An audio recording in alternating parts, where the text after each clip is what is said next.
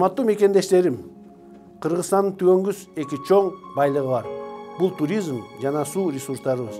Биз экономикабызды көтөрүү үчүн кен өндүрөбүз деп сөзсүз тоолорду бузуп, табиятыбызды талкалоого милдеттүү эмеспиз. Анткени бүгүн казып жаткан алтындарыбыз эртең түгөнөт. Ал эми суу жана туризм биз менен түбөлүккө кала турчу байлыктарыбыз. Бүгүнкү күндө мөңгүлөрүбүздөн агып түшкөн суларыбыз бекер агып кетип жатат. Бейиштей жерибиздин потенциалы ачылбай, туризм тармагы аксап турат.